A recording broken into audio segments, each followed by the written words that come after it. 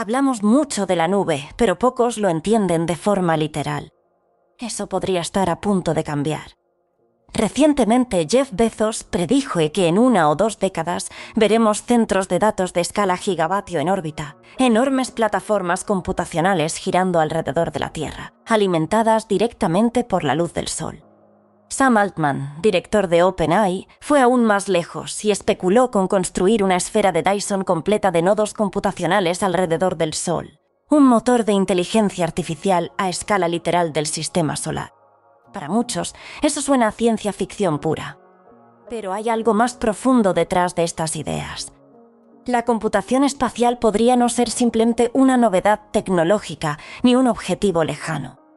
Podría convertirse en la próxima gran industria que impulse nuestra expansión a largo plazo más allá de la Tierra. Porque si la minería de asteroides y la energía solar espacial fueron los primeros candidatos para arrancar una economía espacial autosostenida, los centros de datos orbitales podrían estar uniéndose a esa carrera. Así que prepárate, porque vamos a sumergirnos de lleno en este fascinante tema. El mundo digital tiene un apetito voraz de energía, de espacio físico y de capacidad computacional. Cada modelo de inteligencia artificial, cada plataforma de streaming, cada blockchain e incluso este video que estás viendo ahora mismo dependen de máquinas que consumen recursos de forma masiva. En este momento, los centros de datos globales consumen alrededor del 2% de la electricidad mundial, casi tanto como industrias enteras, y se espera que esta demanda se duplique en pocos años. Sin una revolución radical en la eficiencia energética de los chips o en la eficiencia de procesamiento de la inteligencia artificial, enfrentamos un problema colosal aquí en la Tierra. Y eso hace que la idea de desarrollar esta infraestructura en el espacio resulte cada vez más atractiva. Una de las esperanzas para gestionar el crecimiento descontrolado de la inteligencia artificial es que migre hacia entornos más sostenibles en lugar de devorar los recursos del planeta. Y eso se vuelve mucho más plausible si ya está basada en el espacio desde el principio. Como se suele señalar, la razón por la que queremos explotar la Luna y los asteroides es porque se necesita muchísima menos energía para mover recursos desde allí hacia cualquier punto del espacio, incluso justo sobre la Tierra, que para elevarlos desde la superficie terrestre. Pero, ¿por qué querríamos instalar centros de datos en el espacio desde el principio? Todo se reduce fundamentalmente a la demanda energética. Si quisieras triplicar los centros de datos en el mundo, te encontrarías con problemas enormes. Necesitan energía estable, climas controlados y cantidades masivas de agua, y compiten ferozmente por el acceso a redes eléctricas y acuíferos. Pero en órbita, ningún lugar en la Tierra puede competir con eso. Luz solar constante, vacío casi perfecto para la refrigeración y espacio infinito disponible. El espacio ofrece energía solar ininterrumpida, enfriamiento en vacío casi perfecto y cero conflictos territoriales con nadie. Es además un ejemplo fascinante de algo que parece obvio en retrospectiva. Quienes defienden la exploración espacial suelen asumir que transmitiremos energía desde el espacio hacia la Tierra. Y esa sigue siendo una opción válida y poderosa. El argumento es que necesitamos energía aquí abajo. Pero no necesitamos energía aquí abajo para hacer funcionar centros de datos. Necesitamos centros de datos en algún lugar que tengan energía y puedan enviar resultados a la Tierra. Existe un enorme volumen de espacio alrededor de nuestro planeta, dentro de apenas un segundo de retardo de luz, que ofrece miles de veces más capacidad de la que jamás podríamos imaginar. Jeff Bezos ha argumentado durante mucho tiempo que el futuro de la industria está fuera de la Tierra. Y la evidencia parece darle la razón. Su visión es que la Tierra debería reservarse para uso residencial e industrial ligero, mientras que el trabajo pesado, la manufactura, la minería y ahora quizás la computación se trasladan al espacio. Y curiosamente, los números empiezan a respaldar esa idea. ¿Por qué llevar la nube al espacio? Un centro de datos en órbita podría aprovechar energía solar ilimitada, usar enormes radiadores para enfriamiento pasivo y operar en un vacío casi perfecto donde el calor se disipa de forma natural. Sin costos de terreno, sin problemas de sobrecalentamiento de servidores, sin apagones, sin oscuridad, sin clima impredecible. Solo luz solar constante las 24 horas del día. En el espacio la energía solar no es intermitente, es una fuente de potencia base, capaz de generar la misma cantidad de energía de forma continua y confiable. Actualmente, entre las energías renovables, ninguna ofrece ese tipo de potencia base. Solo la energía nuclear lo logra aquí en la Tierra. Y aunque es una tecnología poderosa, el entorno regulatorio la hace económicamente difícil de implementar. Entonces, si podemos trasladar parte de esa demanda energética hacia donde la energía es abundante y fácil de producir, no es solo conveniente, es un avance económico y medioambiental monumental. La generación de energía desde el espacio ha sido una idea flotando durante décadas. Y lo fascinante es que el primer cliente de esa energía podría no ser la Tierra, sino las propias plataformas de computación en órbita. Una red de granjas solares espaciales podría enviar energía directamente a centros de datos orbitales, eliminando por completo la dificultad de transmitir electricidad a través de redes terrestres. Una sinergia extraordinaria. Los satélites no solo exportarían energía, la usarían productivamente donde se genera, creando excedentes que podrían aprovecharse de forma más eficiente tanto en la Tierra como en el espacio. ¿Cómo funcionarían los centros de datos orbitales? Se podría comenzar con módulos pequeños probados en estaciones de baja órbita o en órbita geoestacionaria, donde el acceso a energía solar es constante. Uno de los grandes desafíos en el espacio es la disipación de calor. Contrario a lo que muchos creen, el espacio no es frío en el sentido convencional. La luz solar brilla sin cesar y sin atmósfera que disipe el calor, los sistemas necesitan enormes radiadores para sobrevivir. Las torres radiantes disipan el calor hacia el espacio vacío y los paneles solares equilibran la energía, mientras que en su sombra enormes radiadores emiten lentamente calor en forma de radiación infrarroja. Cada nodo de datos podría tener su propio conjunto de paneles solares, radiadores térmicos y repetidores de comunicación. La transmisión de datos podría usar comunicación láser, ya probada por empresas como SpaceX, Amazon y la NASA. Un sistema en órbita baja introduce milisegundos de retardo comparado con la fibra óptica, lo que descarta aplicaciones como los videojuegos en tiempo real o el trading de alta frecuencia. Aún se necesitarían computadoras aquí abajo, pero su función sería clasificar tareas y enviar al espacio aquellas donde un pequeño retardo no importa. Y para tareas como el entrenamiento de inteligencia artificial, modelado científico, investigación, generación de imágenes, almacenamiento a largo plazo o incluso sistemas de defensa, esa latencia apenas tiene relevancia.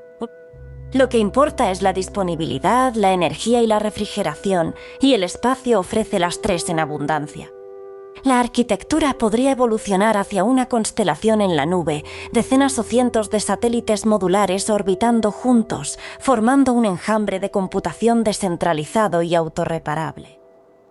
Imagina la nube del futuro hecha realidad, una red reluciente de procesamiento suspendida sobre la Tierra, alimentando el insaciable apetito digital de nuestra civilización. Los desafíos de ingeniería. Nada de esto es sencillo, por supuesto. Los costos de lanzamiento siguen siendo el gran obstáculo, el cohete en la habitación, podríamos decir. Incluso con cohetes reutilizables, poner cientos de toneladas de procesadores, paneles solares y radiadores en órbita cuesta miles de millones. Luego está el problema de la radiación. La electrónica se degrada rápidamente en el entorno de partículas de alta energía más allá de los cinturones de Van Allen. El blindaje añade masa y la masa añade eco. Claro que ambos problemas se vuelven más manejables si se pueden obtener los materiales de blindaje y el silicio para paneles y chips, directamente desde la Luna, que los tiene en abundancia y de fácil acceso. Y tal como se ha explorado en relación con la fabricación en microgravedad, ya se están produciendo semiconductores superiores en órbita, vastamente superiores, por lo que fabricar chips allí arriba podría volverse una realidad, ahorrando además el costo de traerlos de regreso. El mantenimiento es otra preocupación. Los centros de datos fallan constantemente, incluso en la Tierra, y los técnicos siempre están reemplazando discos y tarjetas. En el espacio se necesitan robots de reparación autónomos avanzados o presencia humana, y ambas opciones requieren una infraestructura orbital robusta que aún no existe del todo. Pero he aquí lo fascinante. Estos problemas no son exclusivos de los centros de datos orbitales. Son los mismos que enfrenta toda gran idea de industria espacial. Satélites de energía, minería de asteroides, incluso el turismo espacial. Y al igual que en todos esos casos, las primeras versiones serán costosas, ineficientes y en gran medida simbólicas. Pero los pasos simbólicos suelen construir futuros reales. La economía de una red de Internet espacial es un tema que pocos se atreven a explorar. Cuando hablamos de industria o infraestructura que podría impulsarse el desarrollo espacial, muchas veces contemplamos lo que se conoce como un líder de pérdidas. Algo que no genera dinero directamente, pero que abre la puerta a todo lo demás. Los centros de datos orbitales podrían encajar perfectamente en ese papel. Costarían una fortuna para comenzar, pero la infraestructura que crearían haría posible el resto de la economía espacial. Lo que hace emocionantes a los centros de datos orbitales no es solo que sean posibles, sino que podrían ser rentables primero. Estamos hablando de invertir cientos de miles de millones de dólares en construcción de centros de datos, una cifra comparable a lo que mueven gigantes como NASA, SpaceX o Blue Origin. El caso de negocio es mucho más sólido que el de la minería de asteroides o el helio lunar. Existe una demanda enorme y creciente de capacidad computacional y una presión constante por reducir su huella en la superficie terrestre. Cada watt generado y utilizado en órbita es uno que no sobrecarga la red eléctrica terrestre. Cada terabyte procesado allá arriba libera capacidad de refrigeración y espacio físico aquí abajo. Y la infraestructura se superpone perfectamente con la energía solar espacial. Si de todas formas vas a transmitir energía en órbita, bien podrías venderle una parte a una granja de servidores antes de enviar el resto a la Tierra. Y ni siquiera necesitas transmitir nada si encuentras obstáculos técnicos, porque toda la energía se consumiría localmente y lo único que viajaría sería la información. Los centros de datos necesitan energía, comunicaciones, fabricación y mantenimiento. Cada uno de esos elementos, una vez construido, puede sostener a decenas de otras empresas espaciales. No es solo un negocio, es un ecosistema completo. Cada gran frontera de la historia comenzó con una motivación práctica, el beneficio, el transporte o la necesidad, pero terminó transformando la civilización entera. Los primeros cables telegráficos no se tendieron para explorar el cosmos, pero conectaron continentes. La fibra óptica nació para llevar llamadas telefónicas y hoy transporta la suma total del conocimiento humano. El primer centro de datos orbital podría lograr algo similar, convertirse en la piedra angular digital que une la Tierra y el espacio en una sola red continua. Piensa en cuántas personas podría emplear indirectamente un solo nodo orbital: proveedores de lanzamiento, ingenieros de mantenimiento, equipos de software, fabricantes de paneles solares, redes de comunicación. Empleos reales, estables y bien remunerados. Una economía espacial permanente, rentable y escalable que retroalimenta a las industrias que la construyeron. Y una vez que ese ciclo de retroalimentación comienza, es muy difícil detenerlo. Podríamos terminar con parques industriales orbitales, clústeres de centros de datos, granjas solares, depósitos de fabricación y líneas de ensamblaje robóticas trabajando en conjunto. Así es como crece la infraestructura de forma orgánica, un componente rentable a la vez. Cada gran salto, ya sea en la Tierra o en el espacio, comienza con algo pequeño y práctico. Construimos lo que necesitamos, pero al hacerlo construimos lo que soñamos. ¿Alguna vez pensamos que la minería de asteroides o los satélites de energía serían los motores que empujarían a la civilización hacia las estrellas? Quizás aún lo serán, pero tal vez sean las máquinas digitales, los motores de datos hechos de silicio y código, quienes abran el camino primero. La nube sobre las nubes podría convertirse algún día en la verdadera frontera de la humanidad. Nuestras bibliotecas, nuestras inteligencias, nuestra civilización digital orbitando entre las estrellas. Todo esto no comenzará con una gran ciudad en el cielo. Comenzará con un servidor en órbita. zumbando en silencio, alimentado por la luz del sol, enfriado por el vacío del espacio, puesto ahí por quienes se atrevieron a soñar en grande. Y desde ese punto de partida, el resto de la civilización seguirá su camino.